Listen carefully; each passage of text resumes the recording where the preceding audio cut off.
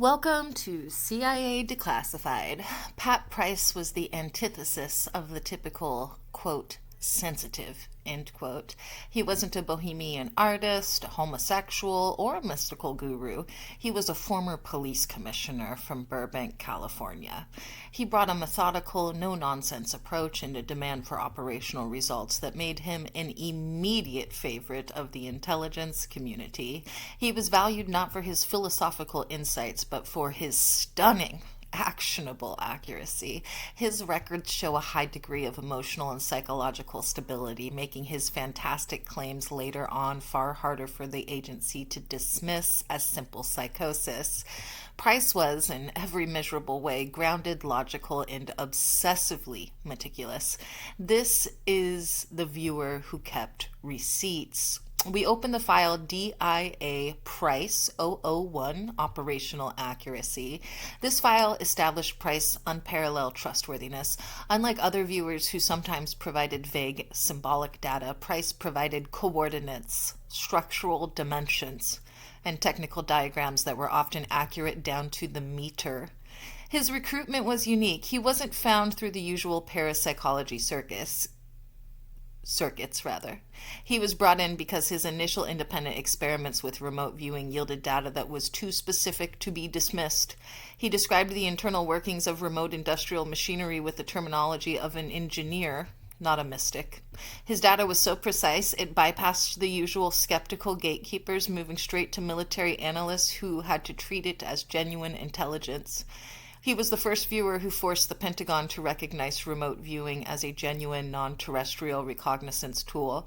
The analysts trusted his coordinates more than some of their low-altitude flyovers. He didn't just see a long building. He saw a, quote, reinforced concrete maintenance structure 120 meters long with 3 retractable roof panels, end quote. This level of detail made him indispensable and highly volatile. In the mid-1970s, the CIA tasked Price with a nearly impossible mission: locate and describe a suspected Soviet Tu-95 Bear bomber modification program believed to be hidden deep within the Eurasian landmass. Standard satellite imagery was failing to locate the facility because of heavy cloud cover and sophisticated camouflage protocols. The initial target.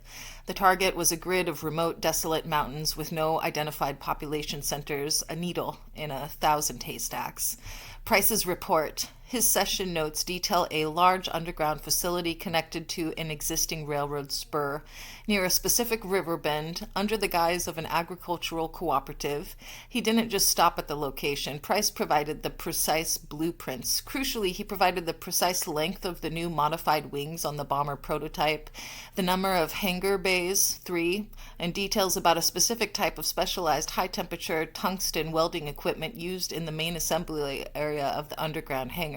He even mentioned the distinctive blue color of the large hydraulically operated steel doors leading from the cavern into the hidden runway strip. Intelligence validation. When U-2 surveillance was specifically tasked to the area Price described, they found the railroad spur in the cooperative. Subsequent signal intelligence confirmed unusual power draw and radio chatter in the precise coordinates Price provided. The final confirmation of the wing modification dimensions and equipment details cemented Price as the most accurate, operationally effective viewer in the program's history. This verifiable success secured the funding for the entire program for years, proving that remote viewing could leapfrog months of conventional intelligence gathering. We break down the most compelling detail from the DIA Price 001 report. Price's description of the spoil piles, the dirt and debris removed to excavate the underground hangar. He described the piles' geometry and color, suggesting they had been mixed with local clay and vegetation to appear like natural rolling hills on the thermal signature. He even noted the specific species of stunted pine tree they used for cover on the surface. This level of detail convinced the analysts that he was seeing the site with the precision no conventional spy could achieve. The agency had previously been highly skeptical of viewers, often attributing success to coincidence or clever guessing.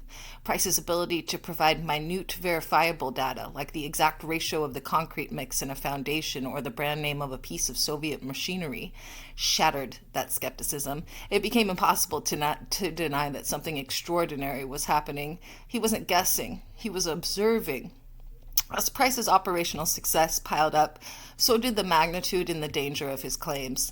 He began reporting not just on targets, but on the nature of reality itself, sensing what he called, quote, psychic countermeasures, end quote, attempting to block his views. We turn to the heavily redacted file DIA Price 007 Non-Terrestrial Interference. Price claimed that certain remote viewing targets were, quote, protected, and that his sessions were being monitored by a group he called the others. He reported feeling a cold clinical intrusion into his consciousness whenever he attempted to view deeply sensitive military or political targets, sensing a vast covert infrastructure far surpassing anything the Soviets or the U.S. military possessed. He described it as a non-local surveillance, eyes that were everywhere and nowhere. Price described the others as highly sophisticated entities, often blending seamlessly into human society. He specifically claimed they were human-looking, perfectly disguised, not traditional gray aliens, and were utilizing a form of thought transference or direct neurological manipulation to control key political and industrial figures globally. The shocking claim. He even went so far as to identify by name specific global leaders who were under the influence of the others, claiming they were either biological agents or being physically and psychically manipulated to advance non-human agendas. He noted that their primary goal appeared to be the maintenance of global conflict and technological stagnation in specific key areas. These names are, unsurprisingly, fully redacted in the declassified file, replaced only by name redacted and the subsequent classification level, top secret code word. Institutional reaction. The CIA and DIA analysts who had previously validated Price's accuracy on military targets were now faced with a catastrophic internal conflict. The memos in DIA Price 007 reflect a fierce debate. Was Price suffering a high-level break, or was the world's most accurate psychic spy simply reporting what he saw? The consensus among the scientists was that given Price's documented psychological profile, the claims could not be dismissed out of hand. They indicate the claims were never fully debunked. They were simply compartmentalized and classified at the highest levels, hidden away until the program was formally shut down.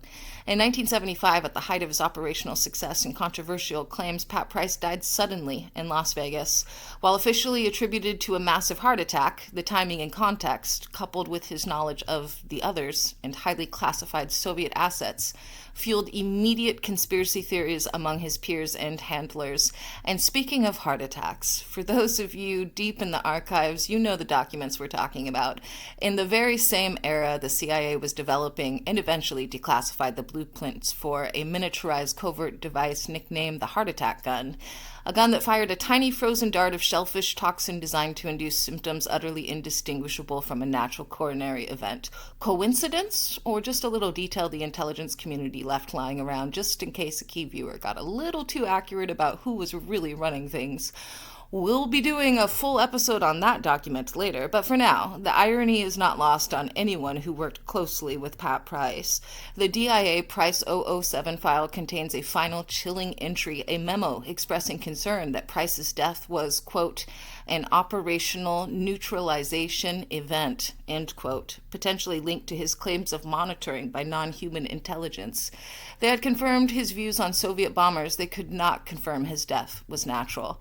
Pat Price was the viewer who brought precision to the world of psychic spying, only to use that precision to confirm the existence of a frighteningly real, unseen network of controllers. He showed the intelligence community their project was not just about spying on the Soviets. It was about fighting a silent war for human political control.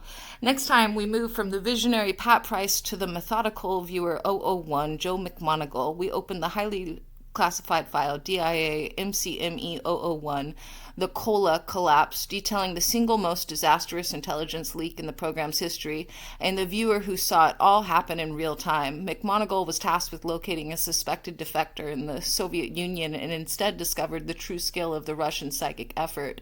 Complete with their own operational viewers, the Russian spies who saw back. We analyzed the raw session data where McMoneagle reported being psychically intercepted and attacked, leading to the largest ever psychological counter-surveillance protocol being instituted by the U.S. Army. The war wasn't just physical, it was across the psychic plane. In the meantime, question your reality, pay attention to the people in power, and beware of the others. I'll see you in the archives.